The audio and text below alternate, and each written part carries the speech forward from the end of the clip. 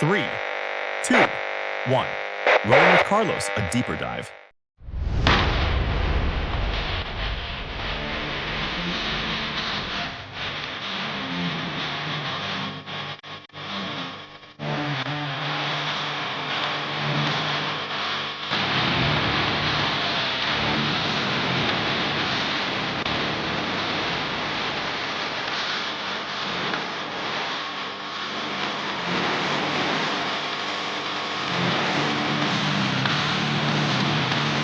Like and subscribe.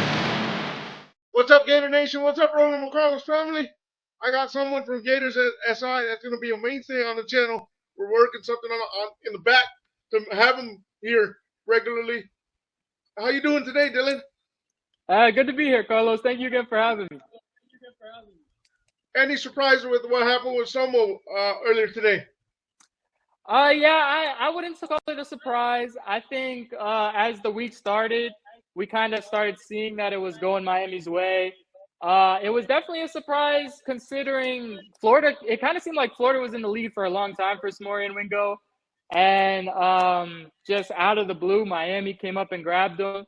But I definitely think it was a little bit of a NLL factor. I mean, we saw him come out with that tweet with Hayes Fawcett saying, "Let my agent get back to me and I'll make my decision." So I wouldn't say it was a surprise. I would say it was a little surprising that Miami came out of the woodwork in the end there. But it looked like that heading into the week. So, disappointing, but I wouldn't say it was too much of a surprise. Do you have any flips in mind that we may see coming down the pipeline very, very soon? Yeah, I mean, now that they missed out on Wingo, I think, Florida's definitely okay with keeping two receivers in that class. I think Justin Williams and Marcus Daniels are two great wide receivers. But I do think that they would love to have a third, maybe even a fourth wide receiver come in.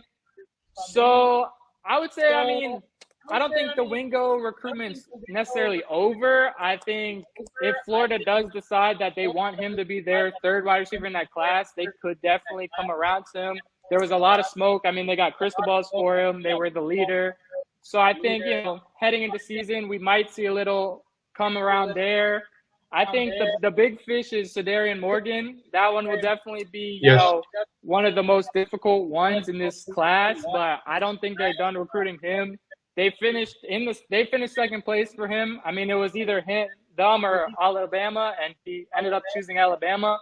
So that would be a difficult one because, he wants to stay home. He's got a lot of love for Alabama, but I think, if the season goes as the Gators expect it to go, he's definitely still in play. So we'll see with that. Any word on Johnson still being in play, even though he flipped because of money to Texas? Yeah, I think, there was a lot of smoke that JJ Johnson was coming to Florida. I think a lot of people were surprised when it ended up being Texas. So I don't think that one's done either necessarily. I think at the end of the day, it kind of came down to who's paying more right now. And I think he has a great relationship with Florida. I think he has a good relationship with Texas. So I don't think that one's over either. I think Florida continues to push. And, we'll see. There's a long way to signing day. So we'll see with that one. Do you have any crystal balls in your bag like you did when you went on a high top earlier this week? Yeah, I wouldn't say I'm too confident on anyone right now. I do think there's a couple guys. So no crystal balls for Carlos? No crystal balls for Carlos? I wish I had one. I wish I had one for you, Carlos. I think there's a couple guys that, we're closing in on. I think a couple names, you mentioned flips. I think Isaiah Williams, we're still pushing hard for it, number one linebacker. I know he's flipped like 5 times. So, there's always a possibility for a 6th time. We'll see with that one. I put up a post on X. He's like a pancake.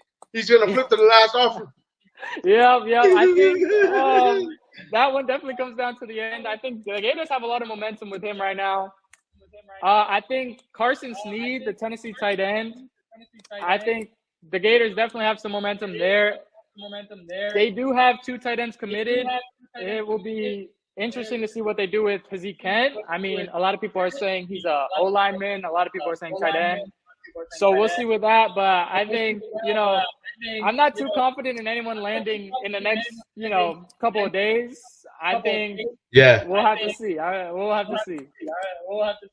Any early record prediction for 2025? Yeah. So, I mean, this one's always hard because I think it's really hard to predict when, you never know what the injury situation is going to look like. But I'm pretty confident in this team after being at practice. I mean, they look amazing. Trying to put my bias aside, as a alumni who just graduated last year, so I still got a lot of bias in me. But, exactly, I understand. Yeah, that being said, I have them landing around the 9-3, 10-2 mark. Okay, what's a record that earns Billy Napier an extension? Yeah, that's a tough one. I think it really all depends on, how we finish the year. I think 10-2, that's definitely where you start expecting it. And it really just depends on how they look in the playoffs. I mean, if they go 9-3 and they make a strong playoff push, we might be seeing him get that extension pretty quickly.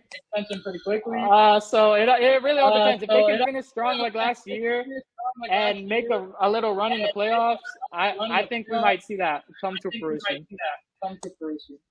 Okay, I'm gonna put you on the spot. I didn't send you this question before. Is 8-4 acceptable, or is Billy gone with 8-4? Oh, that's a tough one. I think it really just depends on how we look in the season. I think if we see Lagway get banged up a little here and there, we see the injuries we saw last year, and they still finish 8-4, and they have some close games, close losses. I think he's pretty safe. But if we have losses like Tennessee last year, where it feels very winnable, and they come out and they lose that game, and if Lagway's healthy the whole year and we still finish 8-4, I think that seat's kind of hot. I don't necessarily think 8-4 gets him fired. But I don't think he's feeling strong in his position if they end up going 8-4. Okay. In your I already said about the extension. Is Todd Golden the next Billy Donovan? I'm not gonna go that far and say I put you on the spot again. But I love what Todd Golden's doing. I mean, obviously, just brought a national championship. That was unbelievable. That was, a dream come true. But I really like the roster this year. I mean, they look amazing. So, I'm not going to go too far and call him next Billy D, but he's looking good. I like what he's doing. Okay, next question. Do you believe we will end up with a top 5 class, meaning in football? Yeah, I think that it's definitely in the realm of possibility. But I think that would be very, very tough for the Gators to get to. I don't really see them, landing enough kids. Billy he picks quality over quantity a lot of the times. And that's what Cam has told me. Yeah, so I mean, we'll have to see. I think, like I said, if Florida goes 9-3, 10-2, I mean, you might see some big fish come over. And, there's always a possibility, but I would say top 5 is pushing it a little. But are we good enough to compete with the Georgias and Alabamas of the world? Because I even heard a rumor that the current Alabama coach may be in trouble. There's even speculation that Saban may be wanting to come back if he gets fired. Yeah, I mean, those are the guys you got to compete with, and those are the guys that, the standard of UF, that's who you want to be competing with. So I think, this is kind of the year where you step into that competition. I think, it's really playoff or bust. So if we see Florida come out and play up to their talent, finish 10-2, I think it's next year when we start pushing for that top 5 class. It's when we start, becoming the power that we once were in college football. Okay, another question that wasn't on the list. It just popped in my head. If we finish 8-4, is Billy Napier Ron Zook 2.0? Is he? Sorry, what? Is he? If we finish 8-4, is Billy Napier Ron Zook 2.0? Where he knows how to recruit but can't win. That's a good question. I don't necessarily think 8-4 is a doomsday kind of situation. I mean, at the end of the day, 8-4 is solid for the SEC. It's not Florida standards though. Yeah, it's definitely not Florida standard. I think he'll be on the hot seat for sure, and I think there will start being questions about, is he the right coach to put us over the hump? But we're just gonna have to see. I think it goes back to how do they look? If they start making these coaching mistakes, these on the field mistakes where, they got 10 players on the field, they're, those type of mistakes, and we go 8-4, there will be that question still lingering, but we'll have to see. Have you heard about anything about the transfer portal? Because I've been hearing rumors that they want to go down to 1 transfer portal instead of 2. Yeah, I saw those rumors. I haven't heard much about it. I think, the transfer portal is definitely crazy. If you play college football 25, you're getting a feeling now. All your players. I don't have PlayStation, so I can't play it yet. I don't have the new PlayStation. All right, no spoilers, but the transfer portal is a crazy world, and I think we're probably gonna start seeing some changes to it to try to fix that a little bit. But I haven't heard too much about that. Any updates on the SEC Media Day? There's a famous phrase coming out of that: "Spot the ball." Yeah. Any other updates? I love that. I wasn't there, but I was paying attention to it a lot. And you can just feel the confidence coming out of Florida. I mean, Billy Napier, that's the type of phrase that you haven't heard him say in the past couple of years. And, yes. It's kind of reading into the little things. I know it might not seem like too much, but I really do think that that's showing the type of confidence they have this year. I mean, they have all the talent. They have a guy who they're expecting to be a top 2 quarterback in college football.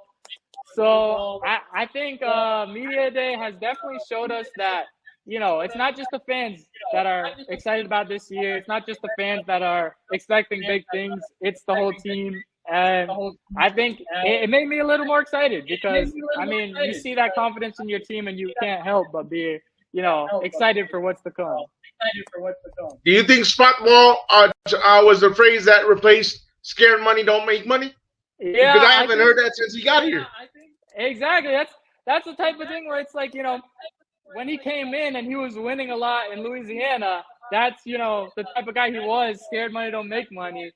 And now you're kind of seeing that again. So, I hope we look back at it and say this was the turning point where he has his players now and, kind of like that saying, he got his swagger back.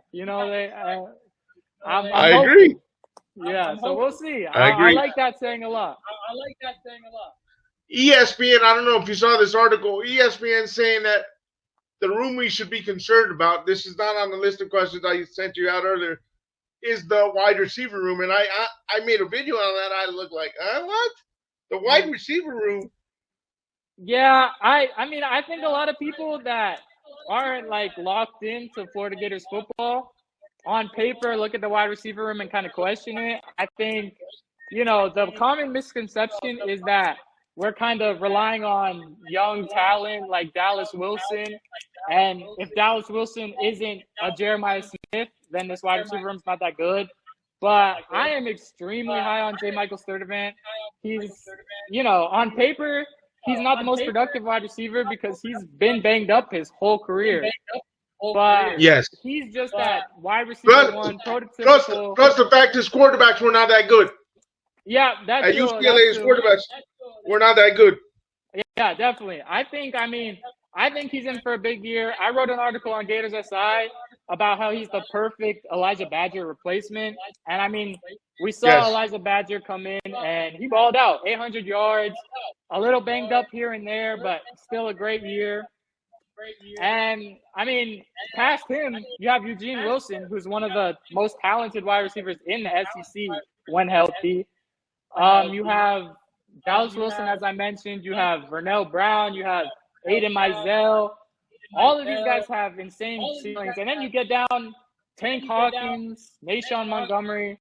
I mean, all of these guys are super talented. So I think it's a common misconception that, we're trusting only youth.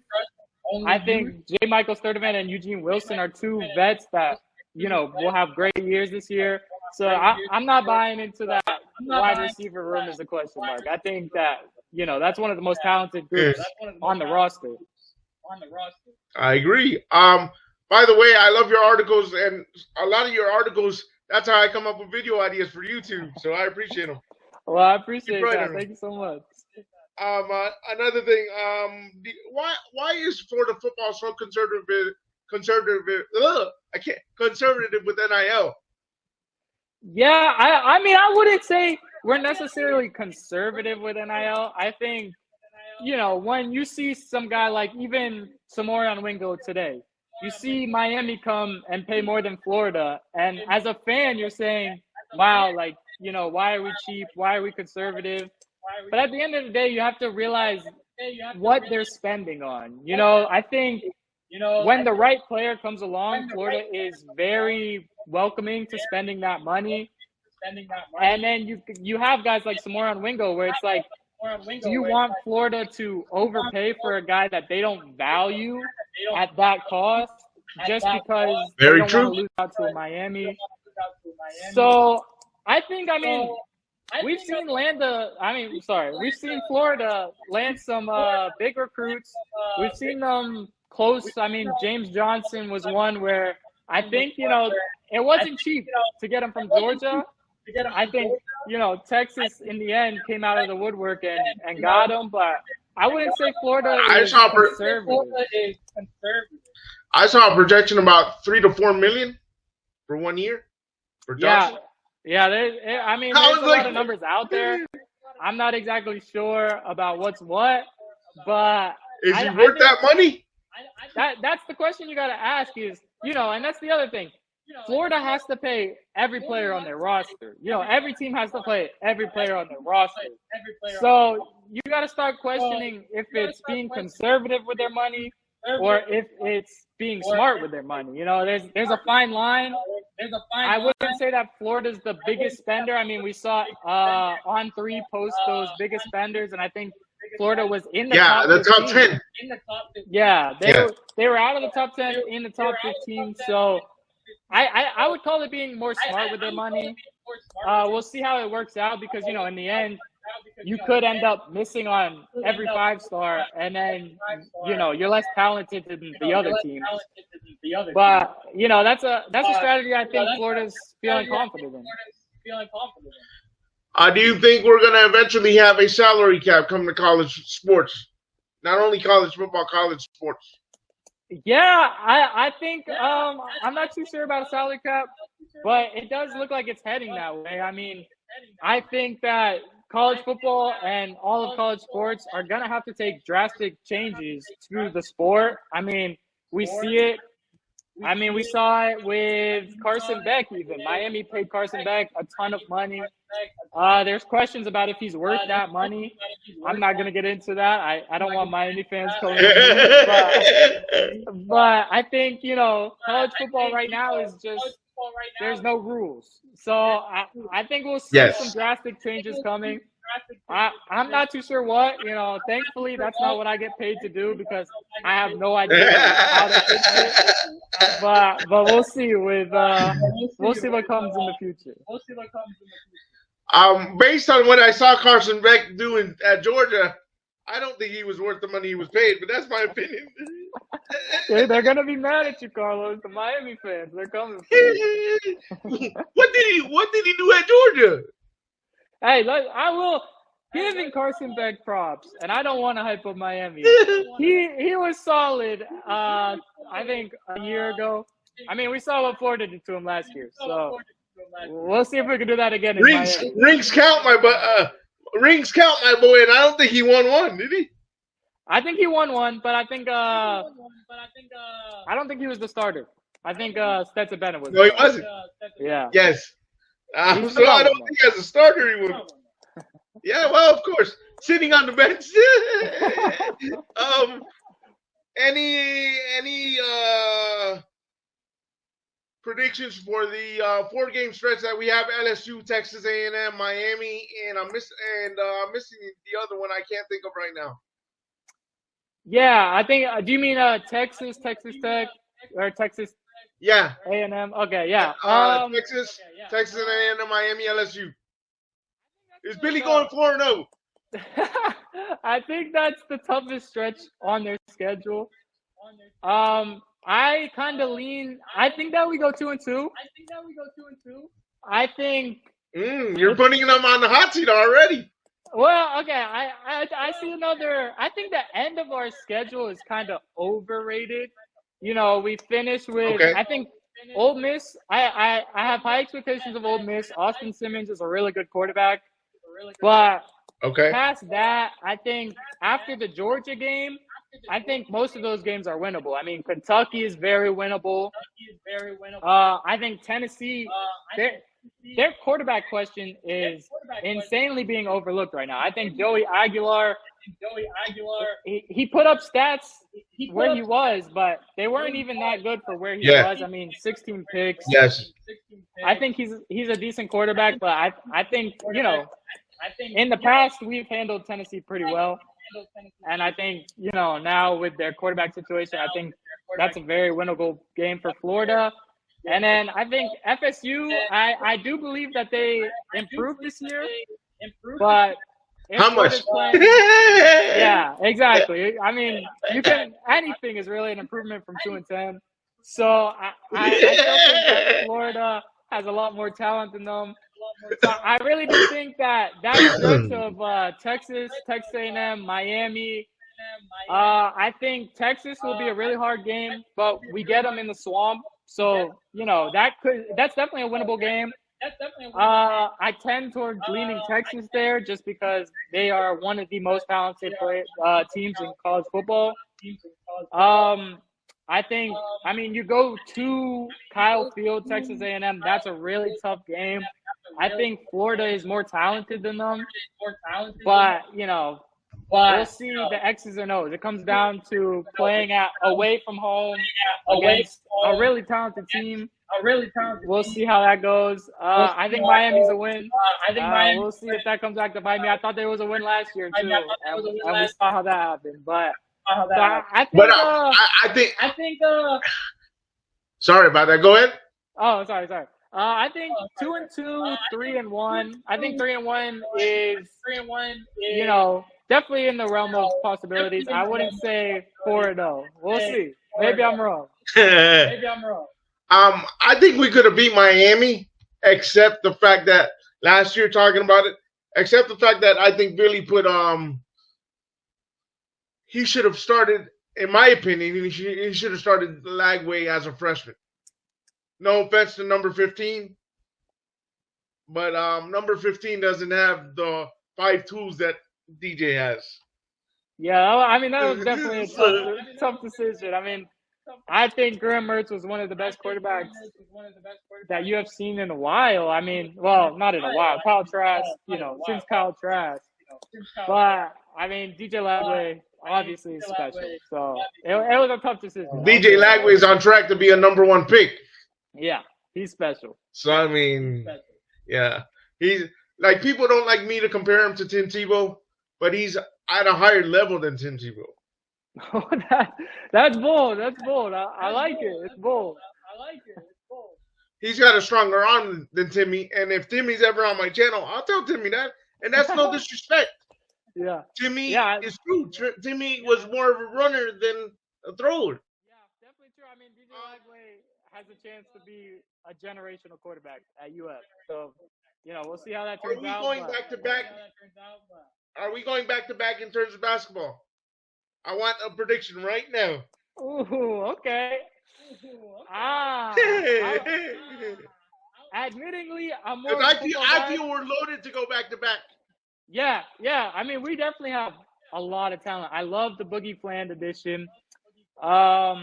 Obviously, Xavier Lee's a really good ball player. I'm not the biggest basketball guy. I will admit, but I mean, I think this team. We should expect Final Four. I mean, it's a lot easier to say than do, but so my prediction, my confidence level in going back to back is probably. He's giving me a crystal ball. I'd say 60%, and that is very confident. That's not bad. That's not You bad. heard So it here, we'll Gator see. Nation. 60% on the back to back. That will definitely come back to bite me, but for you, Carlos, I'll throw the 60% out there. All right, Dylan, thank you very much. We'll talk soon. Where can the people find you, Dylan, and where can they find your work? Yes, sir. I write for Gators on SI, Florida Gators on SI. You can find some great work there from obviously Cam Parker, man of the channel, Kyle Landers. I thought you were the boss. Aren't you the boss? I am the boss of Cam, but he does great work. I got to give him props. Tyler Carmota does a great job. We got a lot of guys. Harrison Smadjovic does a great job. And you can find my work also on Twitter, DylanOlive_UF. I'm always tweeting on there. So, yeah. All right, Dylan, thank you very much. Like always, I tell you, Gator Nation, stay positive, stay on your grind, and go Gators.